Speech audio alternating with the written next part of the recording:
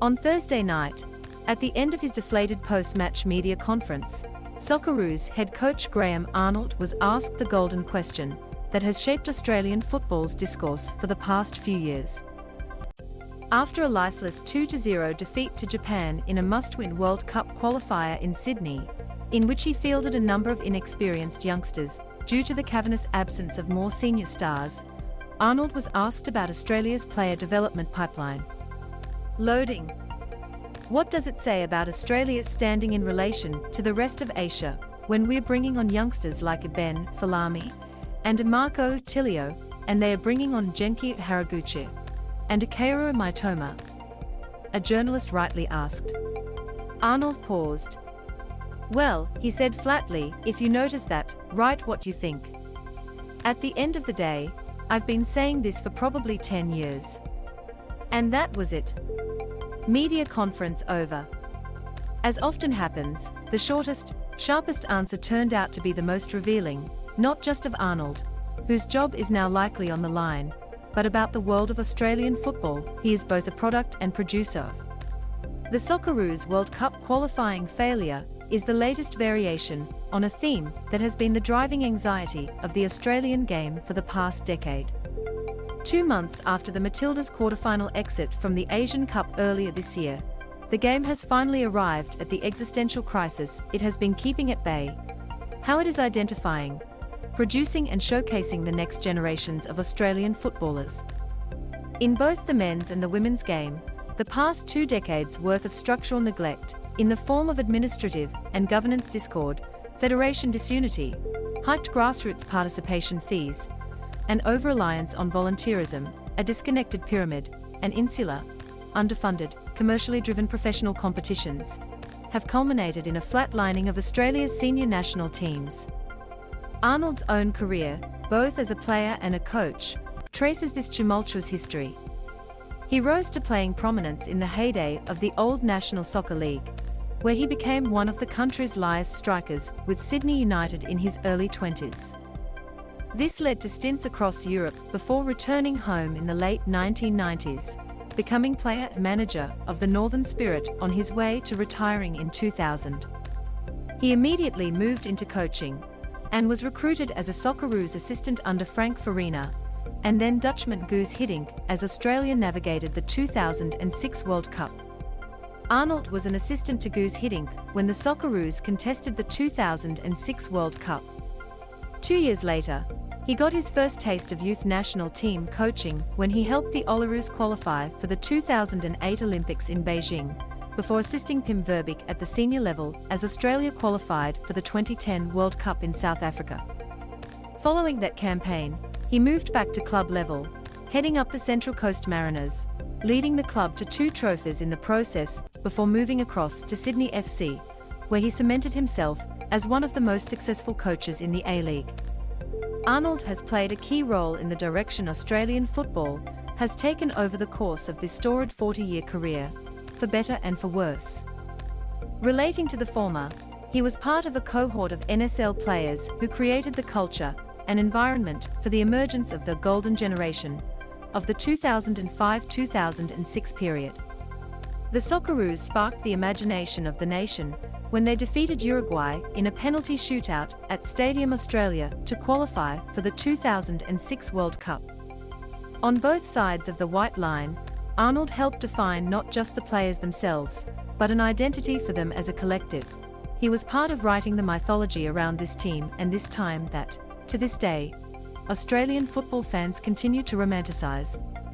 But he was also part of a group of coaches whose priorities began to shift as the professional game changed rapidly around them, forcing him to narrow the very same pathway and reshape the same culture he had been part of building earlier in his career.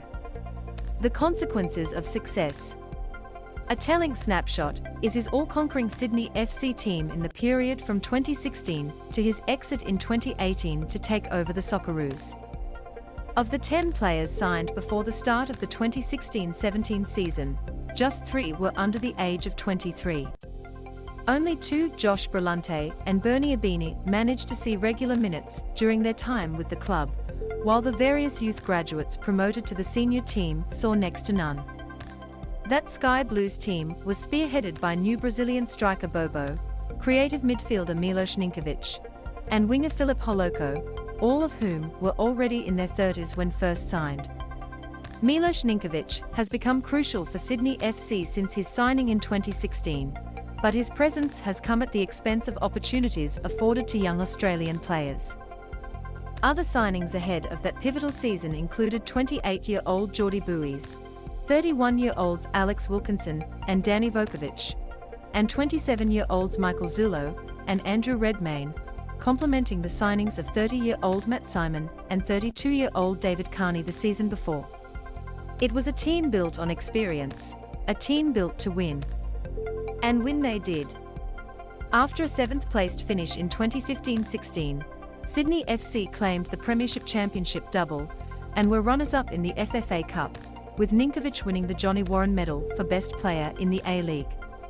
They carried that momentum into their 2017-18 campaign, this time replacing Holoko with 31-year-old attacking midfielder Adrian Mizajewski. Bobo won the Golden Boot, Mizajewski claimed the Johnny Warren Medal, and Sydney FC claimed the Premiership and the FFA Cup that year. Arnold enjoyed success at the club level with Sydney FC.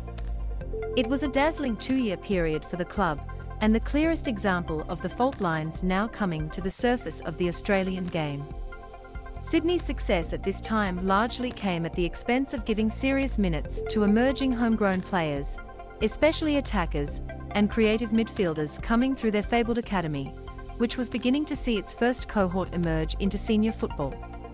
Instead, many of those young players, Marco Tilio, Cameron Devlin, Max Burgess, George Timotheou, Antonio, Charles Lokolingoi, George Blackwood, Jacob Tratt, Hagig Liga, Nick Koleski and Luke Ivanovic, were given a glimpse for a season or two under Arnold, and to a lesser extent his predecessor Steve Corica, before either leaving or being released, having realised they stood little chance of cracking into the first team. Loading. But that is not entirely on Arnold, nor is he the only A-League head coach to go down this road. He is, after all, a product of the system in which he works, and the A-League's raison d'etre has evolved over the years to become almost entirely focused on footballing and commercial success, something that, to many of the league's decision-makers, has been mutually exclusive from the development of Australian players.